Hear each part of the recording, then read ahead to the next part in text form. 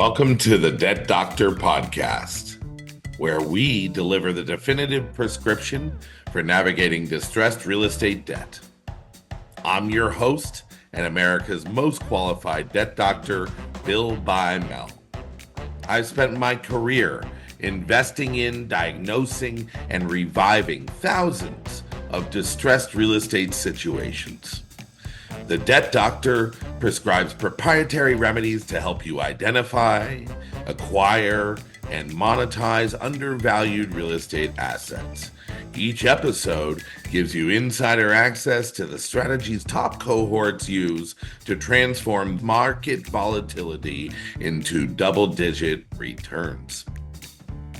If you enjoy what you hear today, hit the follow button, subscribe so you don't miss an episode, and please share your support with a quick review. You can find me on the web at billbymel.com. Thanks for joining this episode of The Debt Doctor. I'm excited to introduce the world of the Debt Doctor audience to, let's just say, if I'm the Debt Doctor, this man is my scalpel. Erick Gonzalez, say hello to everyone. Hello, world. Eric and I have known each other, almost 20 years now. Those of you who've attended webinars of mine, you may have seen a few that Eric's attended, but mostly we keep him hidden behind the scenes. He's my secret weapon, sitting at the table, talking to borrowers, getting all the heavy lifting done. I was 10 years old at the time, so you're still a bit older than me, Bill. Yeah, you wish, pal. You wish. Well, and we really grew up in the industry together. I don't mean it like from a young age. We were probably in our late 20s, or whatever when we got in. But, I mean, if there's anybody, you fall into the class of person who is in the 10,000 hours category, someone who spent a lot of time looking at distressed debt situations in real estate. Is that a fair assumption? Yep, that and then some. So much so that when we started First Lien Capital, I was able to step away from really having the hands-on, day-to-day blocking and tackling that I used to do as an asset manager. Having a colleague like you that I know thought the way I did was obviously made me sleep well at night, knowing that the shit was getting done. And I'll tell you vice versa, Bill. What I noticed while you were building out First Lien and undergoing the, capital raise, capital management and that whole approach, being able to truly master both ends of the business, which is what's required, between asset management, portfolio management, money manager, investor relations. It's a very extremely tough task to really try to pull off by yourself. And that's why you need to have, integral partnerships like we have that enables you to really conquer the world from all sides. Yeah, I mean, let's dig into it a little bit. I'd love for this episode to also maybe we spend a few minutes giving a little bit of a glimpse inside the life of what we do on a daily basis, the conversations we have, maybe even, pull out a case study or two of files that we've worked on recently where we've had to get creative or we've had situations we've had to deal with. I have been doing it for a long time, and even now there's still new things that pop up, new angles, new tricks. Yeah. How do you stay up to breast with, I mean, when you're managing hundreds of assets and you've got it's got to be like, wrangling cats all the time. It's one of the things that we always look at that, they may have the commonality that they're in distress, but there are no two situations that are identical. And you really have to have the abilities of, understanding your positioning, understanding the positioning of the borrower, understanding the positioning of the asset, market, seasonalities, taking all that into context and trying to render the best decision that's going to enable you to to really hit velocity, right? And really be able to turn that asset over with its best performance. And like you just mentioned before, sometimes that's going to require you to take certain exceptions, certain discounts. It might not hit the exact model price point you anticipated, but to be able to get into an asset and recover from a potential pitfall and exit out of that by, either getting that loan to reperform or getting that loan to liquidate at a faster pace, for me, from where I sit, that's the business in a nutshell. Right. I mean, that's really the key. And one of my other episodes that I just recorded was about the value of a loan. And a loan only has real 100% intrinsic value if it is performing, right? If it's performing as it was designed. So the minute that a borrower misses a payment, you have to go through a modification, or, that something else happens and they stop performing altogether and just don't even answer the phone, that asset, the entire balance of that loan amount, from a valuation standpoint, from the investor, from the bank's perspective, all of a sudden is called into question, because there's no, as long as the loan's not performing, it's illiquid. You try to sell it on the secondary market, you bring it to guys like me, they're going to pay you 50, 60 cents on the dollar. And so, all of our career has been about getting something to reperform. And when it Yep. doesn't reperform, it's about getting that asset back in the quickest and cleanest way, allowing borrowers to exit with dignity, and then making a profit, hopefully from the delta that the discount that we paid. Correct. I mean, if you want to go into more detail as far as the market and how it could really throw a wrench to things, less than 2, 3 years ago, you even had some loans that were performing because they had such a low coupon that the value of that loan was actually less than you had on a defaulted loan. Right.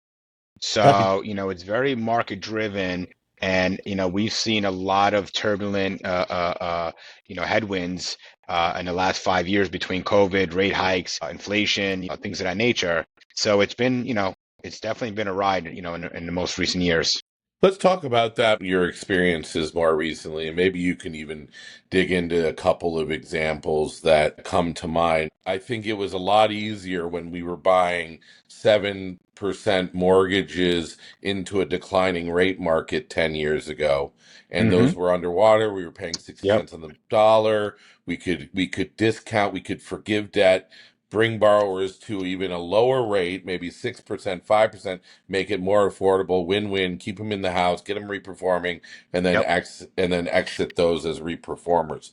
But And if now some that's flipped on its head, and now Right. you've got low rates, equity deals, deferments. So when you and I personally have enjoyed the abilities of getting someone who's not performing to be able to remain in the home, and more importantly, getting someone who's not performing to stop a net negative drag asset investment and get it to be on a performing basis so that we can trade it back out at a higher price point, when you're now dealing and attesting to loans that have these lower coupons and have these large deferments, and you lose that ability to be able to either capture that deferment into either some sort of capitalized modification and also bring the rates to a current market rate, which means basically you just lost a tool out of your tool belt.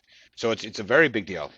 It's a very, Right. In very other big words, deal. if somebody can't afford a 3% mortgage or a 4% Mm-hmm. mortgage, and they Yep. kept failing and modifying for 10 years at that low rate, then in today's market, we can't even give them that rate unless somebody's going to subsidize it. Like you said, that Correct. loan is worth 80 cents on the dollar if you try to sell a 3, 4% mortgage in today's market, maybe less. Maybe less, potentially less. And for those Yep. that want a little bit more about understanding about what we're talking about, the value of the loan itself, you can look up an episode that I am posting about the secondary market and the value of loan portfolios. And I talk more about that. The performing loan on today's expected investor standard terms is what we would call a par loan, something that would trade it at the value of face value of things. Anything outside of what investors normally want today, which now that interest rates are higher, yield expectations are higher. Investors aren't going to buy 5% mortgages when they can get that 5% buying treasuries, you Correct. know? Yeah, and correct. that's the interesting scenario. So let's jump into a couple of the what are some of the examples you've seen in the last few years that are different than Well, maybe. I mean, listen, the secondary, as we've mentioned, and I've been on your podcast a few times where we talk about the business, the business usually falls into a third, a third, a third. What that means is, when you're taking down a pool of loans, you're probably going to convert a third of it into a reperforming basis.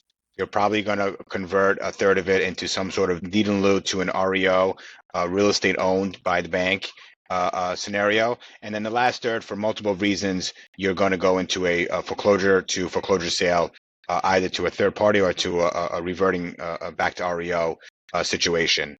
Where the business is brought in right now because you've got multiple things happening. A few of those things are that there's been such a high rate hike that a lot of these loans that receive these COVID forbearances and these COVID deferments with these low coupons really gives us, or I should say, gives us the lack thereof to be able to get that loan to reperform and allow these folks to try to save their houses because they basically have what would be considered the best option already in front of them.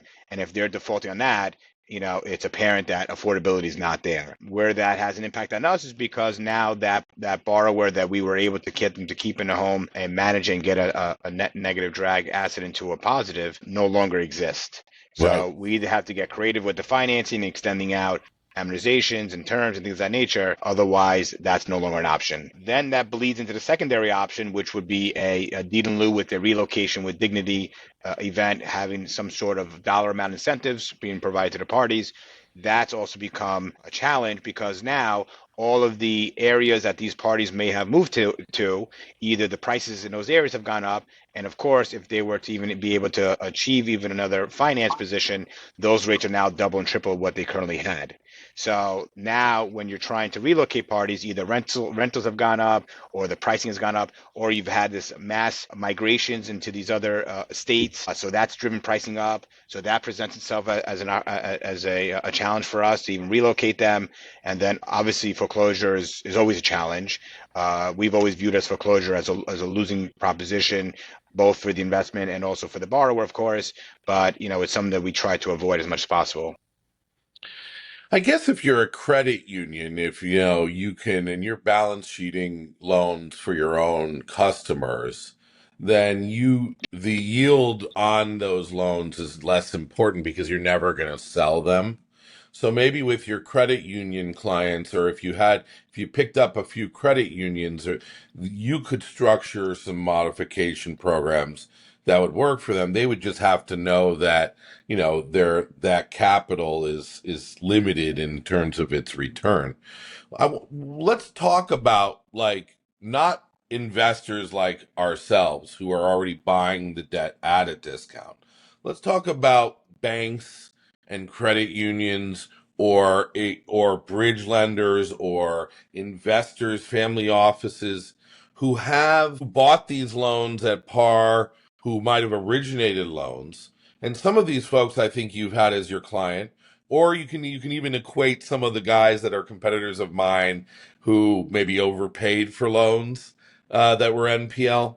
How do you deal with that? It feels like you have less optionality. How do you, when you're talking to a bank, or you're talking to a lender or an originator who's the one who's actually going to have to take the loss on an individualized basis?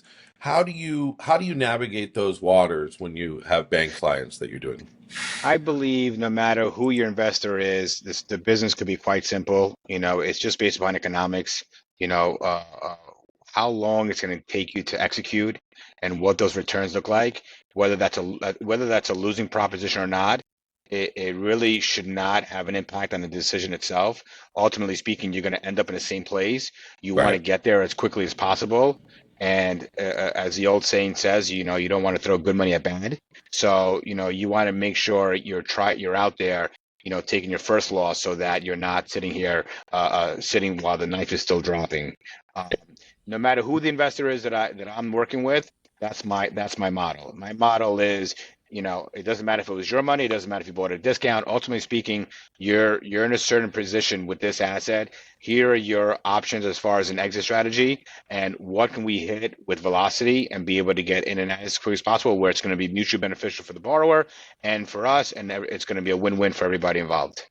Got it. Yeah. And I'd like to drill it maybe into one example if you don't mind in a moment. But, you really hit on something there in terms of sometimes the first loss is the best loss, right? And you can't cross dollar average things. You got to look at each situation on its own.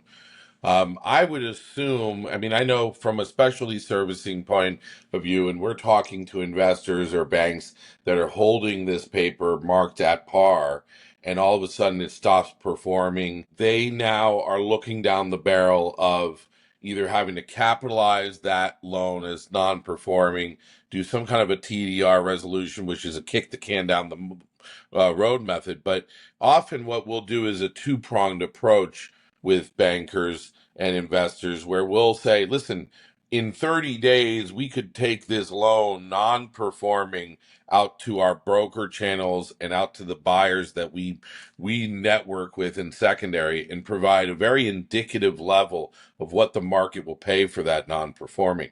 If the market is willing to pay you 80 cents or more, take it and run. But if Hmm. you start getting bids in the 50s, 70s, 60s, the bank can't take that kind of loss Yep. without, taking a significant hit to their capital reserve. So one of the tricks that we've looked at and discussed with banks and with other investors is kind of like a loss share situation where you're coming in with X amount of capital up front as a special servicer partner. You'll buy them the loans and then you maybe share the proceeds above a certain level. Have you found success in things like that?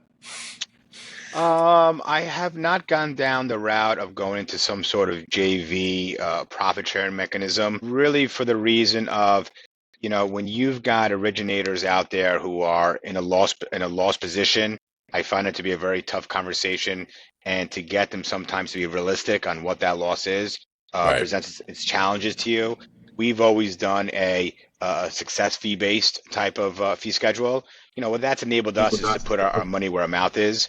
If we're not successful, then we're not charging. And in a business, as we all know, where you're getting charged every which way from morning till night, it's a fresh of breath air where you're out there not getting charged unless the parties are successful. And we're Right. very confident in our abilities to be able to go out there and, listen, there's no perfect scenario where you're going to go out there and execute in a week's time, right? It takes time. Sometimes it takes months, even years, where we're consistent and we're trying to, what I like to call being, passive aggressive, and trying to help the parties out. But, understanding the asset, understanding valuation, understanding markets, that all plays into it, because, you need to be able to make on very singular basis decisions, which in our business, just by virtue of the volume that it's based upon, is very challenging to do so.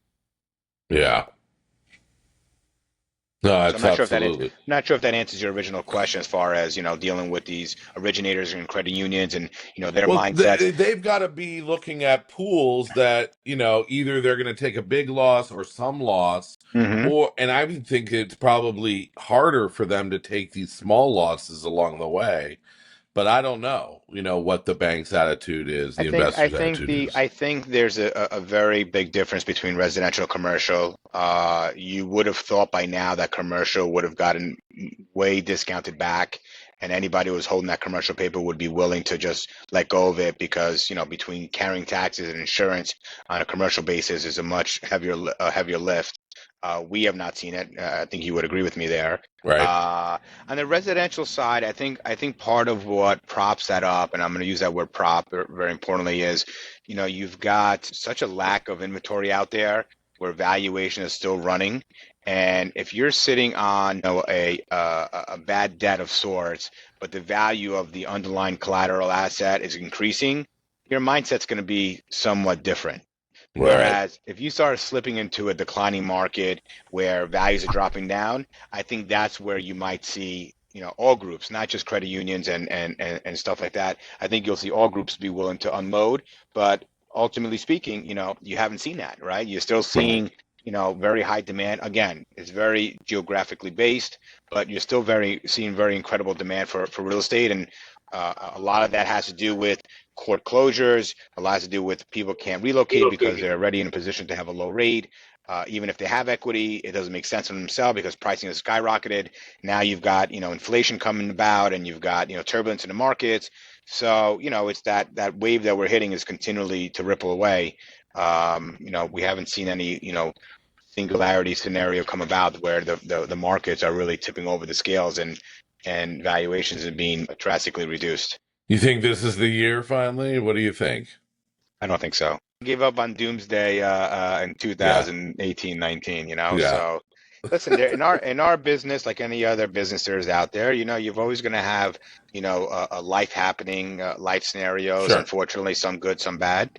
And there's always going to be a level of distress, and you've got a lot of larger institutional guys and players who are exiting the space because they're not able to deploy the kind of capital to the large trades. They Becomes a enjoyed little they niche.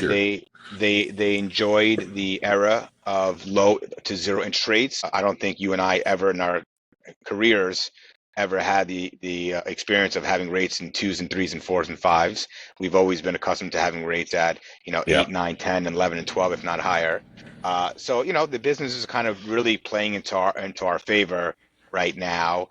So we don't need there to be an onslaught. As a matter of fact, we don't Right. want an onslaught of assets out there. We really want a steady flow of trades becoming prevalent again, and enabling us to go out there and take down and manage, and really try to, our business, one of the pieces to it I love the most about is you're really helping people, right? You really have the ability to go out there, and not everybody out there is a bad character. There's just Right. some folks out there that fell in hard times, and if you can help them and it helps us, there's very few investments that you can really go into a distress scenario where it could be a win-win.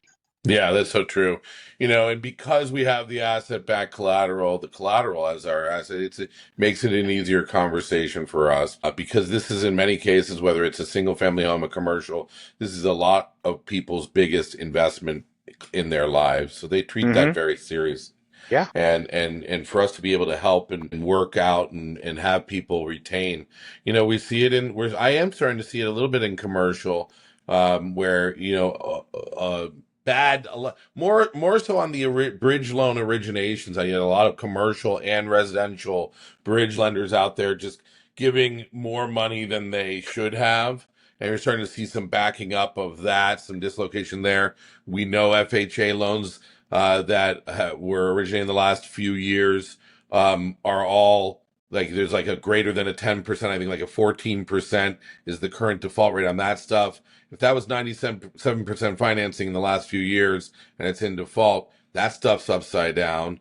So there is, even with all the equity that exists in residential, and there is still some asset class, there are groups out there of assets that still need to be worked. Oh yeah. So, I think majority of them do because you are still dealing with, human beings. You are still dealing with individualized scenarios and distress, and you got to be able to sit back and listen to those stories. And you hear one or you hear 1,000. Yes, it's very easy to get numb to the thought process of it, but you really do have to sit back and listen to them and see what you can do that to have a meeting of the minds and try yeah, to. no, you're getting into something. I think that brings us behind the scenes a little bit as we talk about that because, we have heard we think we've heard almost everything. From Hmm.